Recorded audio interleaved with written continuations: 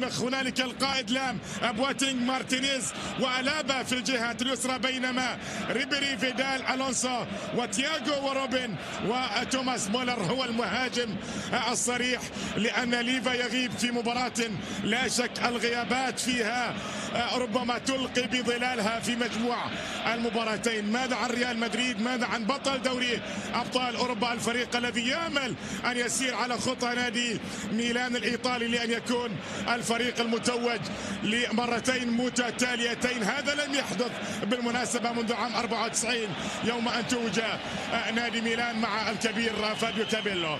المباراة الآن ونافاس في مرمى نادي ريال مدريد، كارفاخال، راموس وناتشو، مارسيلو، كروس، مودريتش، كاسيميرو، رونالدو، بنزيما والويلزي، جاريث بيل.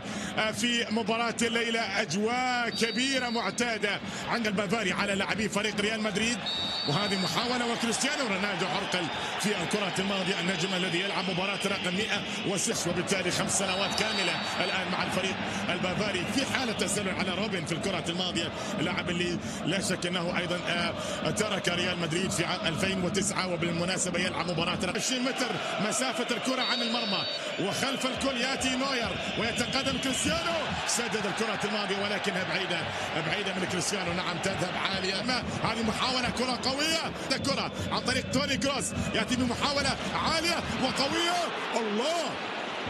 الله التهديد الأول في الكرة الماضية كان من جانب كريم بنزيما. نعم كريم بنزيما زار شباك هذا الفريق في 2014 في البرنابيو وكان في المكان السليم. روبن ربما يأتي الآن بالعرضية، يفعل ذلك للاعب، يفكر في التسديد، سدد. نعم ألابا، سدد ديفيد ألابا في الكرة الماضية، اللاعب اللي عنده 58 مباراة في دوري الأبطال بالمناسبة وعنده 5 أهداف، لاعب أستريا فيينا. سام إبعاد وخطيرة، وريال مدريد كرة إلى ضربة ركنية، تلعب عالية الآن والمحاولة مستمرة وجول.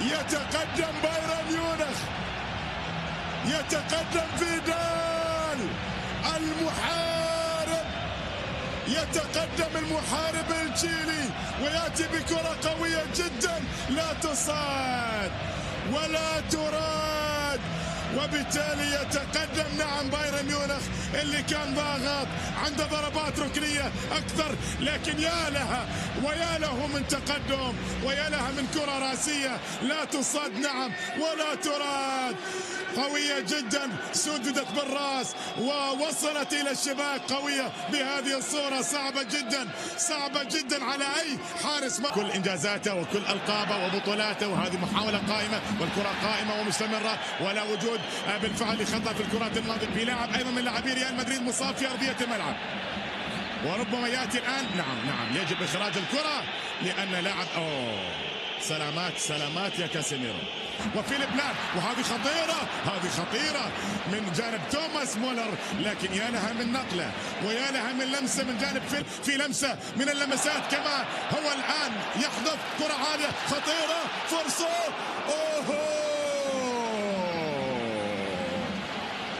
كاد فيدال هو نفس اللاعب فيدال. نعم انه ياتي بهدف اخر بالراس، كرة قوية جميلة من جانب رونالدو، ضربة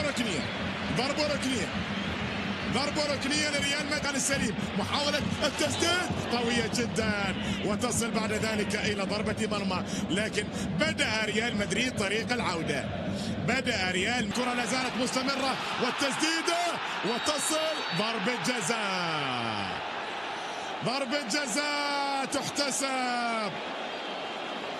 جزاء تحتسب لبايرن ميونخ. حكم المباراة الإيطالي نيكولا ريتزولي يقول ضربة جزاء في لمسة يد على ما يبدو. يتقدم، يضيع فيدال، اختار القوة وبالتالي سدد بقوة وباعت ضربة جزاء كان بالإمكان أن يكون وكرة خطيرة والتسديدة 71 هدف، وبالمناسبة أيضا بحاجة إلى نفس الهدف لأن يعادل رقم أسطورة عبر تاريخ كرة القدم السعودية، ماجد أحمد عبد الله الذي سجل للأخضر في حياته زيدان والأستاذ كارلو أنشيلوتي. كارلو أنشيلوتي الرجل الذي يسعى لتتويج رابع طبعا في دوري أبطال أوروبا، وهو صاحب الرقم القياسي مع بوب بيزلي بالمناسبة، لكل منهم 3 بالقميص رقم 14. ومن ارتكب الخطأ أيضا كان صاحب القميص رقم 14 شابي ألونسو. ريال مدريد عنده محاولة، جول جول، لمسة رونالدو تعيد ريال مدريد. ريال مدريد بلمسة في غاية الروعة، بداها كارفاخال ثم جاءت قدم رونالدو الحاسمة، النجم الحاسم. نعم، في ليلة حاسمة، ليلة كبيرة هنا الكرة الماضية. نعم، العرض باللمسة البرازيلية لأن الوالد برازيلي، مازينيو. كرة جميلة، كرة جميلة، كرة الأمام لكنها طالت الآن في حالة تسلل على توماس مولر في اللقطة الماضية. 1-1 عزيزي المشاهد، 1-1 في مباراة لا شك انها هي كما ذكرت هات ما بينه وبين الزميل لوكا مودريتش. يا سلام بالكعب في الكرات الماضية، وعرضية خطيرة. اوهو،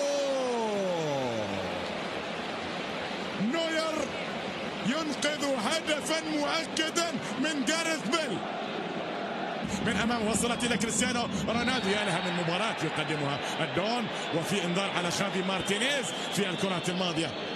نعم، كريستيانو رونالدو يعرقل من خافي مارتينيز في الشوط الثاني. تلعب بذكاء كبير، تلعب بذكاء كبير، والصافرة نعم تحضر، وخطأ وعند انذار. خافي مارتينيز عنده انذار، وفي اللعبتين ضد رونالدو، اللعبتين ضد رونالدو. قبل دقائق كان الانذار الاول 20 متر، والكره تلعب وجميله، ولكنها مرت من جانب ايضا سيرخيو راموس الذي سدد الكره الماضيه وحاول ان ياتي بهدف مثلا رقم المباراه. كره تلعب وخطوره في الشوط الاول، خطيره، فرصه، اوهو، نوير انقذ مرمى بايرن ميونخ. بالامكان سدد الكرة الماضية، ولكنها ليست بالقوة التي تهاجم. هذه خطيرة، فرصة، اوهو، نوير يلعب ضد ريال مدريد. نوير كرة تلعب الآن، هذه سهلة، هذه كرة كانت ولا زالت في الجهة اليسرى باتجاه مارسيلو عن طريق سيرخيو راموس. توني كروس، محاولة من اسانسيو، ياتي بكرة خطيرة، جول! رونالدو مرة أخرى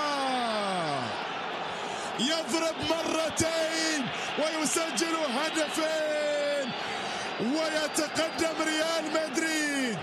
هذا الكبير شل الكثير من الكرات اللي ما تنشل ما تنصد، وبالتالي كثر الدق لا شك ربما لم يكن هذه كرة قوية مختلف. نعم، لريال مدريد تأتي العرضية وتأتي الخطيرة والفرصة موجودة، والتسديدة من مارسيلو الذي لو سجل هدفان لربما قتل المباراة وقتل أحلام نادي بايرن. الكرة الآن يسدد كرة قوية، وحارس مرمى كيلور نافاس يسيطر على الكرة الماضية. شوف الشوط الأول كنا نشاهد نافاس في الصورة أكثر، الشوط الثاني نشاهد، لكن ما اكتملت، عادت الآن وخطيرة والتسديدة، وهذه فرصة، لكن حالة تسلل لا خلاف على أن داني كارفاخال واحد من أفضل لاعبي الظهير الأيمن في العالم. نعم، هذا الظهير الأيمن الذي يؤدي بصورة راقية وجميلة سواء مع ريال. دقيقة الأولى من أصل 3 دقائق تحتسب كوقت بدل ضايع، خطيرة، جول!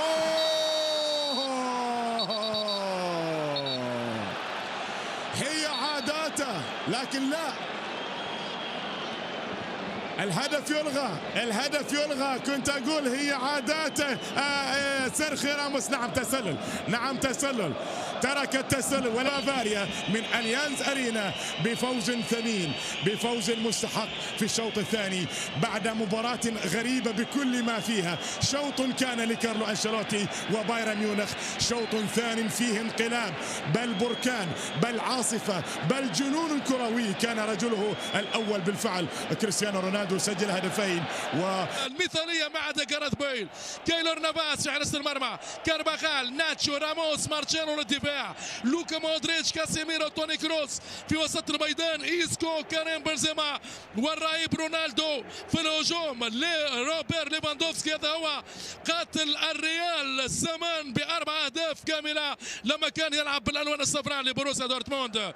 إذا مشاهدينا الكرام، طريقة أنشيلوتي التي يلعب بها الليلة 4-1 في الحقيقة لعب بها قبله في البايرن بيب جوارديولا، لأن أنشيلوتي شهير أينما ذهب باللعب بطريقة 4-2-3-1 أو 4-3-2-1. لحظات تشتعل القمة نارية بالسم، يسكو، لكن وين فرانك ريبيري؟ فيكتور كاساي يأتي مخالفة خطيرة على الحارس مانويل نور. أرتورو فيدال لن يلعب. رونالدو يعدي الألابا يراوغ ريبيري، التصويب وكرة الأمان. واو، شرارة الألمان، شرارة من الألمان، كاد أن يكتوي الإسبان. هذا هو البرتقالي الهولندي المتحدي أريان روبن. فيدال صاروخية الشيلية خارج الميدان بلغة الملاكمة ويعدي فرانك ريبيري السلام. شنو هذا؟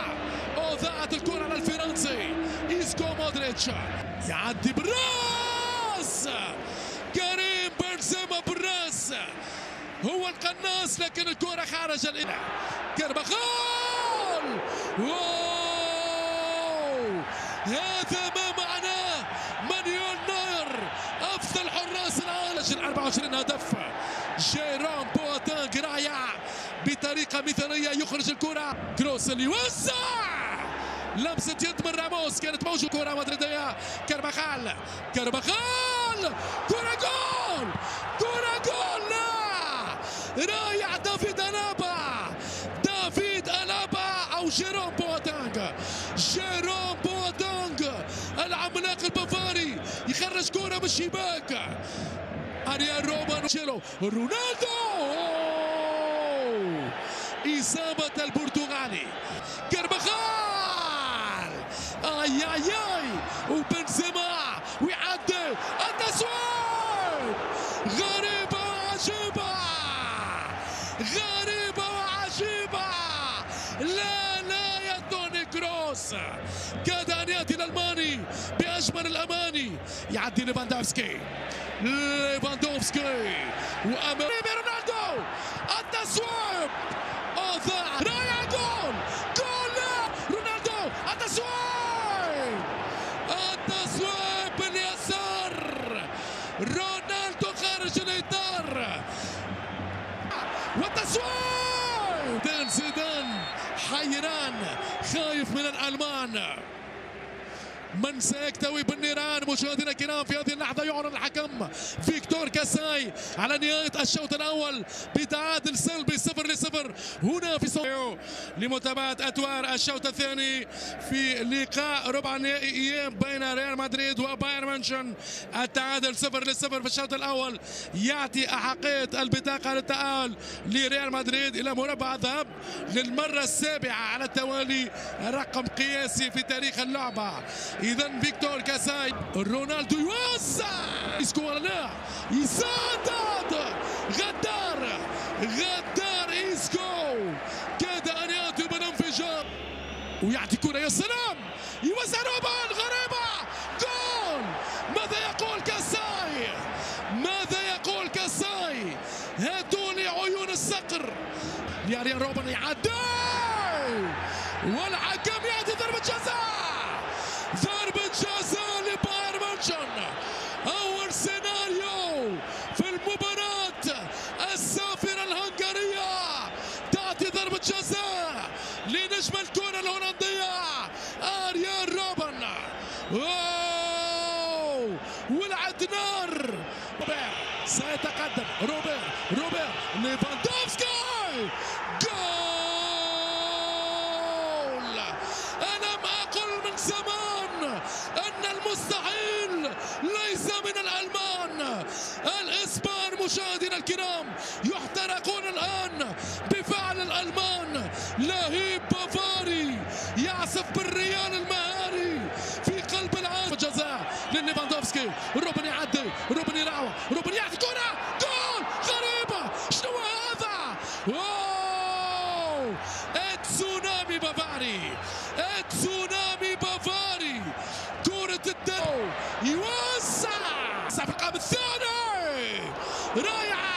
من فرانك ريبيري واروع من روبن اليوسع.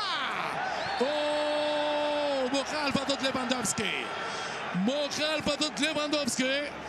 ممتاز ناتشو بالتقع. إيمان التصويب تياغو الكانتارا. لم تكن كورته غدارة لكن يعاني الريال، يعاني، وكارلو أنشيلوتي عنده كثير من الخفايا، ما زال عنده ما يقول. ربما قد ياتي برابع كرة في العمق لدى روبن ليفاندوفسكي، والراية على البولندي.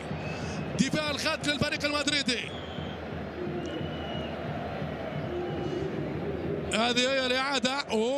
على نفس الخط مع مارتشيلو، على اسينسيو يوسع وراية واسينسيو.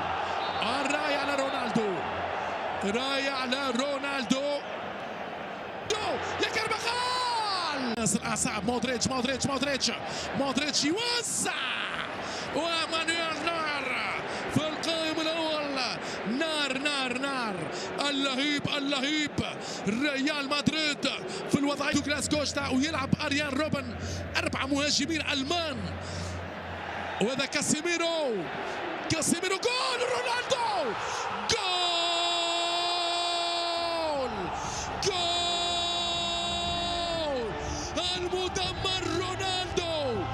المدمر رونالدو، طائرة التورنادو. هو كريستيانو رونالدو يتلاعب بالألمان. كريستيانو بديع الزمان، الشباك منه تخاف. رونالدو أعظم هداف، مرعب الحراس في كل أرجاء المعمورة. رونالدو أكبر هداف في الكورة. هذا الريال عنده برشا فنون. وهذه كرة ليفاندوفسكي، جول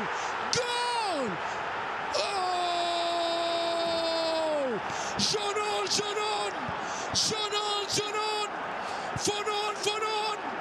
البايرن يعود البافاري في ليلة تاريخية، في ليلة نارية. لا قلت لكم مشاهدينا الكرام، مباراة نهائية، مباراة خرافية. كرة مانويل نار أمام مارتشيلو، يحضر السلطان في العرين. شنو هذا؟ وهذه كرة في القائم الثاني. لوكاس فاسكاز يتلاعب بأعصاب جماهير الريال. ايش فما؟ فيدال يروح بالورقة الحمراء. فيدال بالانذار الثاني. ارتورو فيدال يغادر بالورقة الحمراء. المخرج متاع المباراة كان أين كان مخرج المباراة؟ لم يكن لأسينسيو. بافاري ولوكا مودريتش وراموس براس. هذا يعلن فيكتور كاساي على نهاية المباراة بانتصار البايرن بهدفين لهدف، والمرور إلى الوقتين الإضافيين. العمالقة مشاهدينا الكرام في هذه المواجهة بدون منتصر ومتأهل. ماس أومانس قلب الدفاع، كلها نجوم عالمية حاضرة في هذه الأمسية الكروية. فيكتور كاساي يعدل الساعة ويحسب في الأيام، عنده الساعة بعام. من سيكتوي بالنيران؟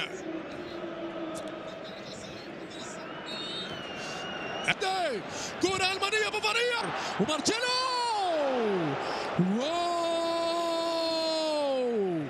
شنو هذا؟ الخوف، كل الخوف. لكاسيميرو. لا الحكم يطلب اللعب. هنالك مكافأة قانونية للأمانة بين كوستا يوسع. فاسكيز، اسينسيو.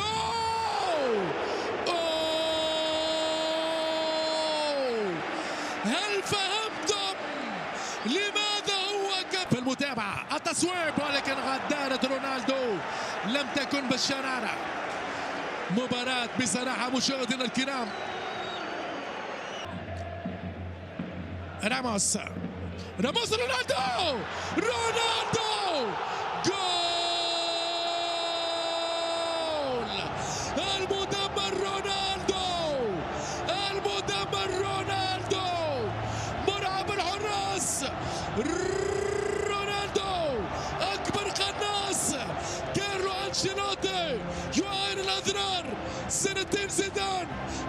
قصاص ريال مدريد سلطان اللعبة الشعبية.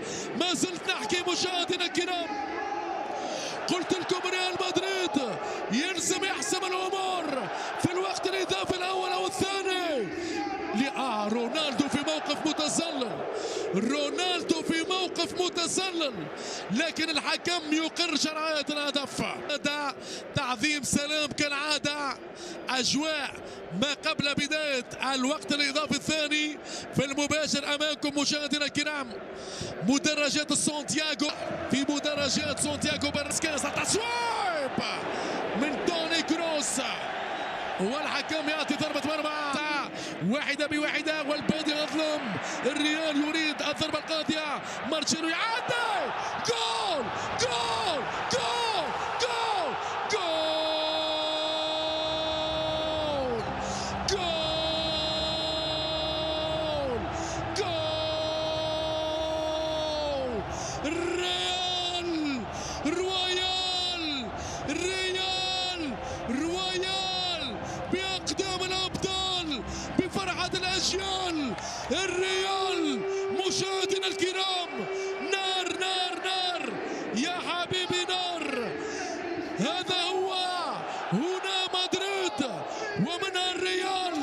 يحييكم، يمسي عليكم، يعطيكم تعظيم السلام للهدف الرابع. مارتشيلو الخرافي، مارتشيلو الذهبي، وهذا اسينسيو، ولا الريال سيعاقب البايرن. اسينسيو يراوغ، اسينسيو يعدي، اسينسيو السادات، جول جول جول. بالعقاب، بالعقاب ريال مدريد، العذاب للبايرن، العذاب. الريال رويال، اسينسيو 5 وخميس على الريال. اليوم عقاب مدريدي لفيليب لام والألمان. جمهور البايرن يعاين الأذرار. انتهى الدرس سيدي كارلو أنشيلوتي. قلت لك يا أنشيلوتي علمته الرماية، فلما اشتد ساعده رماك. كاسيميرو وين يا كاسيميرو؟ يريد ان ياخذ نصيبه من الاهداف. كاسيميرو، كريم بنزيما، خامس رودريغيز، برشلونه في هذه اللحظات. الحكم فيكتور كاسا يؤشر رسميا على التأهل السابع على التوالي لريال مدريد الى الدور نصف النهائي، رقم قياسي اوروبي بعد انتصار الليله على